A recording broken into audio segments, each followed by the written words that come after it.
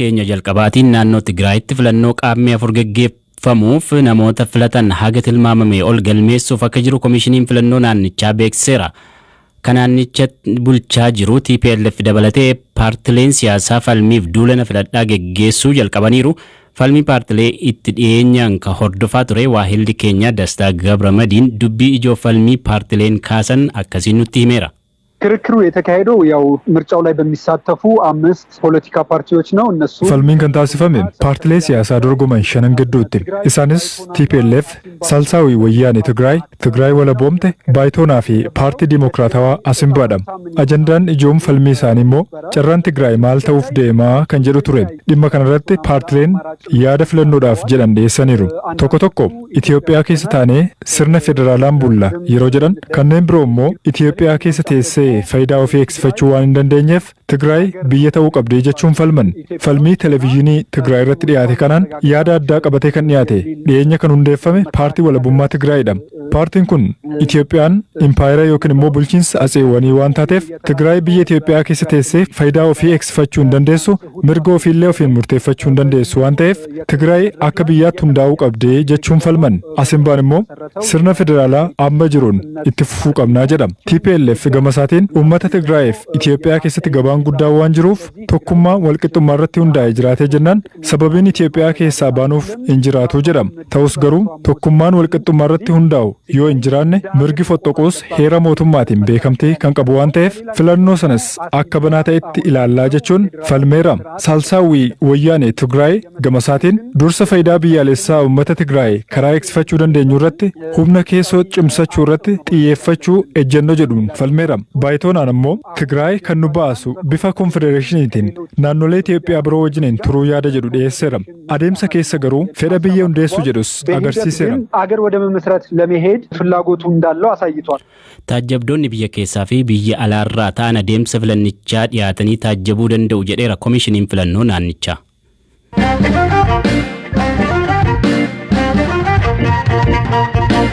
Odeessataanuun dhaabbati Afrobaaromeetir jedhamu muddee 27 bara 2019 irraa kaasee haga amajjii 20 bara 2020tti sirna federaalizimii fi fooyya'insa heera mootummaa Itoophiyaa irratti qorannoo geggeessaa ture bu'aasaa har'a dhiyeesseera. Bara 1999 ka hundaa'e dhaabbati kun haga bara 2018tti biyyoota Afrikaa 38 keessatti dhimmoota dinagdee siyaasa malaammaltummaa fi miidiyaa irratti qorannoo hojjeteera. Bu'aa qorannoo ka inni Itoophiyaa irratti geggeesse maal ture Habtaamu Xibabuu waan hordofe akkanaan nutti hima. Bu'aan qorannoo dhaabbatichi har'a baase lammiileen Itoophiyaa dhibbentaa 61 ta'an sirna bulchiinsa federaalizimii akka fedhanidha kan inni himu. Gama biraatiin immoo namoonni dhibbentaa 37 ta'an jechuudha. Sirni federaalizimii kan ummatoota qoqqoodudha. Kanaafuu sirna bulchiinsa biyyattii gara sirna mootummaa tokko yookaan immoo unitary government jedhamutti geeddaramuu qaba jechuudhaan yaada isaanii kennaniiti kan jirani. Inni biraan dhimma fooyya'insa heera biyyattii wajjin wal qabatee jirudha. Lammiilee Itoophiyaa 10 keessa torba kan ta'an yookaan immoo dhibbentaan 69 heerri biyyattii akka fooyya'u ni barbaadu. Dhibbentaan 11 immoo heerichi guutumaan guututti akka geeddaramu kan barbaadan yommuu ta'u dhibbentaan 18 kan ta'an immoo haaluma amma jiruun akka itti fufuudha kan isaan barbaadani. Egaa namoonni fooyya'insi heeraa ni barbaachisa jedhan dhimmoota garaagaraatti kan kaasanii akka fakkeenyattis afaan Amaaraatiin dabalataan afaanonni federaalaa biroon jiraachuu qabu yaada kaasaniiru. Kun fooyya'insa heera biyyattii keessaa tokko akka ta'u kan barbaadan jechuudha. Akkasumas immoo yeroo aangoo muummee ministeeraa marsaa 2 ol akka hin taane heera keessatti fooyya'ee barreeffamuu qaba jechuudhaan dubbataniiru. Gama biraatiin immoo lammiilee Itoophiyaa 10 keessaa 4 kan ta'an yookaan immoo dhibbentaan 43 jechuudha. Heera biyyattii keessaa keewwanni 39 akka haqamu akka barbaadanidha. Qorannoon dhaabbata Afrobaaromeetir kan himu jechuudha. Akkuma beektu Hamzaa heerri Itoophiyaa keewwanni 39 mirga saboonni sablammoonni fi uummattoonni biyyattii hiree ofii ofiin murteeffachuu hanga foxxoqqootti qaban kan himudha. Haa ta'u malee lammiileen Itoophiyaa harka caalmaan jechuudha dhibbentaa 50 kan ta'an keewwanni 39 akkuma jirutti akka turuu fedhii akka qaban himaniiti kan jiranii. Gama biraatiin immoo dhimma magaalaa Finfinnee wajjin wal qabateeti bu'aan qorannoo Afrobaaromeetir kan qabiyyee isaa keessatti qabatee jiru. Innis namoota qorannicha keessatti hirmaatan keessaa dhibbentaa 35 kan ta'an magaalaa Finfinnee miseensa mana maree federeeshinii akka taatu ni barbaadu. Harki caalmaan yookaan immoo dhibbentaa shantami afur kan ta'an garuu miseensummaa mana maree federeeshinii magaalaa Finfinnee kan hin barbaanne akka ta'edha gabaasicha keessatti kan himame.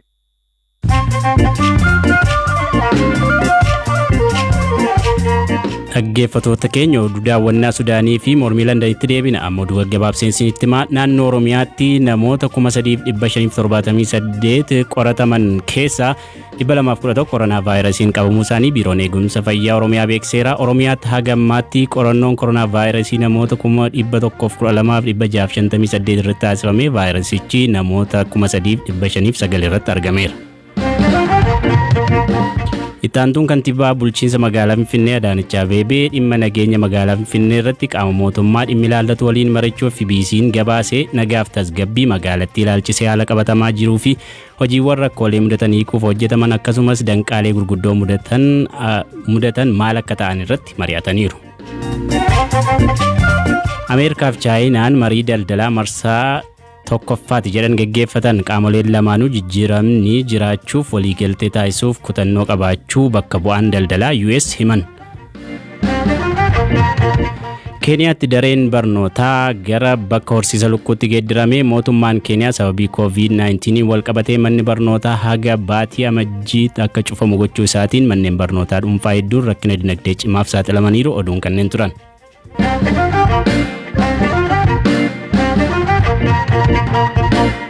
Lammiileen Itoophiyaa Embassii Itoophiyaan Londanitti argamu fuulduratti erga bahanii torban tokko keessatti embasicha ugguruu danda'aniiru. Namoota karra embasichaa buufatanii mormaa jiran keessaa artisti Shukrii Jamaaliin Baqqalaa Toomaa dubbiseera. Mormii kanaaf waan isaan kakaase deebisuun eegala.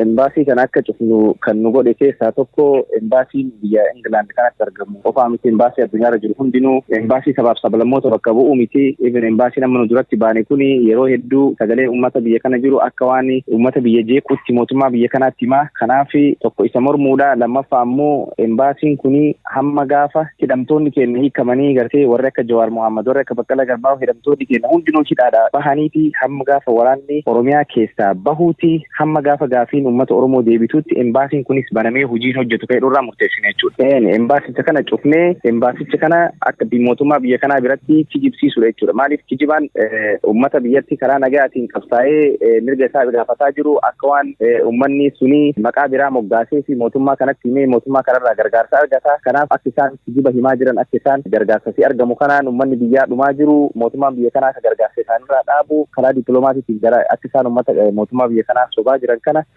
Suudaan isaan salphisuudhaaf jechuudha. Embaasii cufsiisuun yookiin akka namni hin seenne gochuun waan seeraan isin gaafachiisu miti. Tokkoffaa seeraan nu gaafachiisee fi hamma lubbuu keenya kenneedha. Mana hidhaatii miti. Galee maaliif obboleeyyan keenya biyyatti ajjeefamaa wallisaan nu jaalannu Haacaaluu Hundeessaa ijji keenya ajjeefamaa hooggantoonni keenya siyaasaa mana hidhaatti dararamaa bakka kanatti embaasiin kun banamee arguurra nu mana hidhaa seennee yookaan lubbuun keenya yoo dabre kan gochuurra filanna jechuudha. Maalinnaa ta'e kan iddoo sanaa deemtan?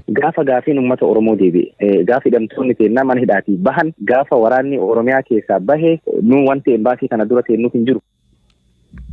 Shamarri tokkoo fi dhiirri tokko kaleessa walitti bu'iinsa poolisii waliin uumameen hospitaala galan akka fayyanii fi namoonni to'atamanii turan 11 gadhiifamuu hima. Shukriin Embassiin Itoophiyaa London jiru hiriirtonni muraasni haga 24 irraa kaasanii mormii dhageessuuf bahan hojjetaa embasichaa tokko reebuun adeemsa tajaajila kennuu akka gufatu taasisaniiru jechuun fuula Twiitara isaa irratti barreesseera.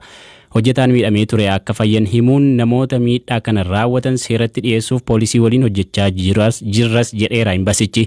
Hojjetaan embasichaa akka maqaan isaa hin eeramne barbaade tokkos sababii mormii kanaan hojiin gufachuu himuun isa dabalatee hojjettoonni sodaatanii hojii galaa akka hin jirres himeera.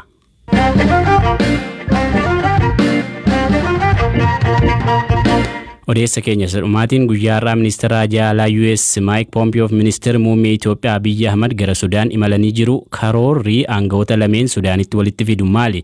Hidha haaromsaa moo hariiroo dippiloomaasii biyyoota sadeenii moo haala daddaaqama siyaasa Itoophiyaati? Dhimma xalayaatti bana miseensonni koongireesii dama ta'an dhiittaa mirga namummaa Itoophiyaa mormuun barreessan qondaaltota lameen gidduutti ni ka'a laata? London University Kiilit barsiisaa seeraa akka ta'an Dr. Awwal Aloo yaadanuuf kennaniiru. Eega amma waggaa dabre kana keessa Sudaan keessatti mootummaan Al-Bashir kufee mootummaan haaraa mootummaa ce'umsaa eega kufee booda karaa adda addaatiin Sudaan Ameerikaa fi biyyoota dhihaa wajjin tarsiimoo qaban walitti dhufeenya qaban fooyyessuudhaaf yaalii adda addaa godhaa turanii. Kanaaf ammoo wanta keessatti Ameerikaan gaafatti hundayyuu gochuudhaaf qophii akka ta'an karaa adda addaatiin ibsaa turan. Walumaa galatti yeroo ammaa kanatti Sudaan Ameerikaa wajjin wal qunnamtii qabdu fooyyessuu waan barbaadduuf warri Ameerikaas akkasumas President Donald Trump amma gara filannoo deemaatii waan jiraniif dhimmoota filannoo kanarratti akka mormitti ka'an keessaa inni tokko pireezidentichi wanti inni dalage inni wanta jedhu waan ta'eef lachuu wanta kanarraa bu'aa qabanii dantaa qabanii jechuudha. Kan biraa immoo ministeerri muummee Itoophiyaa Abiy Ahmedis garas akka imalan dhageenyeerra. Kanarratti namoonni yaada garaagaraa qabu.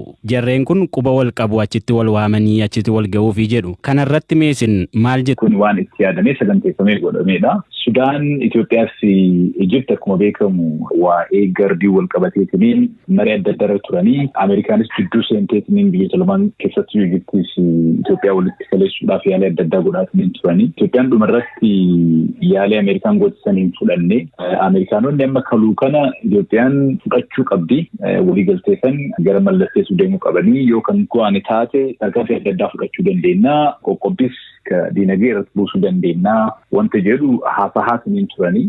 Kanaaf ministeerri Haajaa Alaa Sudaan dhaquun isaas muummichi ministeera Itoophiyaa achi jiraachuun isaas kanaan wal qabataa jiru. Mootummaan Itoophiyaas mootummaa Ameerikaa waan barbaaduuf keessattiyyuu yeroo ammaa kana yeroo jaalalli mootummaan kun uummata Itoophiyaa biratti qabu akka malli gadi bu'e kanatti gargaarsi mootummoota akka Ameerikaa baay'ee barbaachisaadha.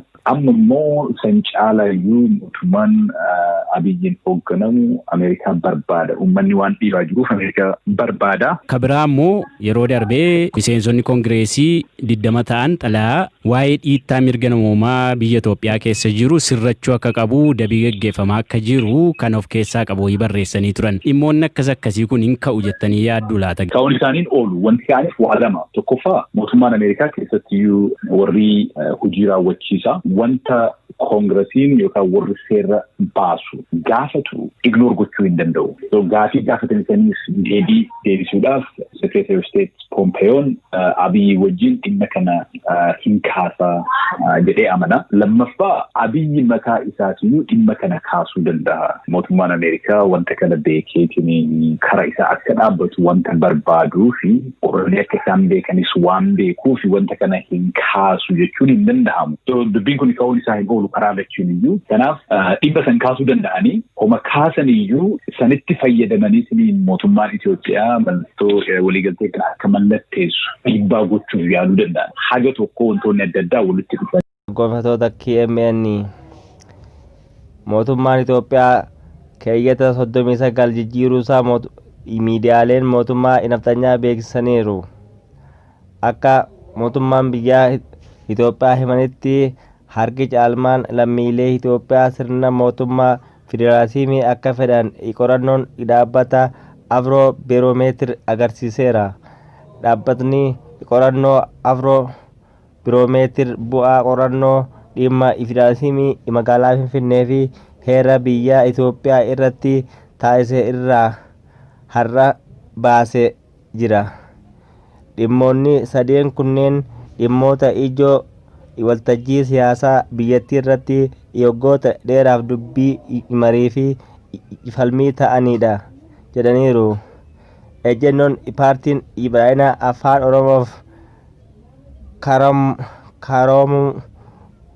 carroomuu yaadannoo bara 1999 kan hundeeffame dhaabbanni qorannoo Afroo Biroomeetir dhimmoota akka diinagdee, dimokiraasii fi siyaasaa, filannoo, malaamaltummaa, miidiyaalee fi dhimmoota biroo irratti qorannoowwan taasisuun beekama. Federaalizimiin bu'aa qorannoo sirna federaalizimii ilaalchisuun dhaabbatichi har'a baaseen lammiileen Itoophiyaa dhibbantaan 60 takka sirna bulchiinsa federaalizimii akka deeggaran himaniiru jedha. Gama biraatiin dhibbantaan 37 immoo sirna federaalizimii kan ummatoota qoqqooduudha. Kanaafis sirna bulchiinsa biyyattii gara sirna mootummaa tokkoo geeddaruu qaba jedhu. Sirni kun beektanii sirna Minilik Oromoo harkaa fi harmarraa muree fi calanqootti Oromoo calgole ta'uusaa uummanni Oromoo guutuun kana beekuu qaba. Keewwanni 39 jijjiiramuu akka hin qabne uummanni Oromoo mormii isaa dhageessuu qaba. Kana malees namoota qorannoo kana keessatti hirmaatan keessaa 49 federaalizimii sabummaa bu'uureffatee yommuu deeggaran 48 immoo federaalizimii teessuma lafaa bu'uureffatee fedhu. Afaan Oromoo afaan hojii mootummaa federaalaaf fooyya'insa heeraa fi afaan federaalaa dhimmi qorannoo dhaabbata Afroomeetir inni biraan heera biyya Itoophiyaa yommuu ta'u namoota qoranicha irratti hirmaatan keessaa harki caalmaan heerri biyyattii akka fooyya'u gaafataniiru. Qoranichi lammiilee Itoophiyaa 10 keessaa 7 yookaan parsantii 69 heerri biyyattii akka fooyya'u gaafataniiru. 11 heerichi guutummaatti akka geeddaramu yommuu barbaadan 18 immoo haaluma amma jiru kanaan turuu barbaadu jedhaniiru. Dhimmoota fooyya'insi heera akka taasifamuuf barbaadamu keessatti afaan Amaaraa dabalatee afaanonni federaalaa biroon akka jiraatan gaafataniiru. Dabalataan yeroo aangoo muummee ministeeraa marsaa lamaa ol akka hin taane akka daangeffamuu fi heera hiikuufis manni murtii heera yookaan konstituushin koortii yaa hundeeffamuu kan jedhan argamaniiru. Keewwata 39 ilaalchisee walfalmii waggoota 20 oliif gama biraatiin lammiilee Itoophiyaa 10 keessaa 443 heera biyyattii keessa keewwanni 39 akka haqamu akka barbaadan gabaasa qorannoo dhaabbata Afroomeetir irratti himameera. Kun wanni ta'eef uummata Oromoo keewwata 39 haqanii afaan Oromoo afaan federaalaa akka hin taanee fi magaalaan Finfinnee akka magaalaa guddoo Oromiyaa hin taane godhuudhaaf ishira warra naftanyoota ta'u uummanni Oromoo irratti dhaqqabuu qaba. Haa ta'u malee lammiileen Itoophiyaa harka caalmaan 50 keewwanni 39 akkuma jirutti akka turu barbaadu jedhameera. Keewwanni kun waa'ee mirga sabboonni sablammoonni fi ummatoonni hiree ofii ofiin murteeffachuu hanga fottoquutti qaban hima. Finfinnee dhimma Finfinnee ilaalchisee namoota qoranicha keessatti hirmaatan keessaa 35 miseensa mana marii federeeshinii akka taatu yommuu barbaadan harki caalmaan namoota 54% 54 immoo yaadicha ni mormu. Dhaabbanni Afroomeetir eenyu? Itoophiyaatti michuu dhaabbata Afroomeetirii fi hoogganaa dhaabbata qorannoo fi gorsaa ABCON kan ta'an obbo Imuluu Takkaa Afroomeetir dhaabbata walaba biyyaalessaa Afrikaa garagaraa keessatti qorannoowwan hojjetu ta'uu himaniiru. Kana malees dhaabbatichi bara hundeeffama bara 1999 hanga bara 2018 biyyaalessa Afrikaa 38 keessatti qorannaalee taasisuusaa himameera. Qabxiilee ijoo bu'aa filannoo Itoophiyaa baranaa murteessuu danda'an gaafii afaan Oromoo akka gaafatametti deebisuu malee qabdii siyaasaa gochuu hin barbaachisu. Qorannoo dhaabbatanii Afroomeetir Itoophiyaatti muddee 27 bara 2019 hanga amajjii 2020 adeemsa irratti namoonni 2,400 kan hirmaatan yommuu ta'u namoonni kunneen bifa giddugaleessa ta'een filatamuu isaanii obbo Imuluu Takkaa dubbatan. Namoonni umriin isaanii waggaa 18 ol ta'e baadiyyaaf magaalaa jiraatan kan hirmaatan yommuu ta'u ragaan ejensii istaatiksii Itoophiyaa faayidarra ooluusaas himaniiru. Gama biraatiin oduu amma nu dhaqqabee isin dhageessifna. Oduu manni murtii federaalaa sadarkaa jalqabaa dhaddachi ramaddii araadaa galmee qorannoo duraa obbo Jawaar Mohaammed faa irratti dhaddacha kaleessa ooleen ragaa abbaa alangaa tokko dhaggeeffateera. Obbo Baqqalee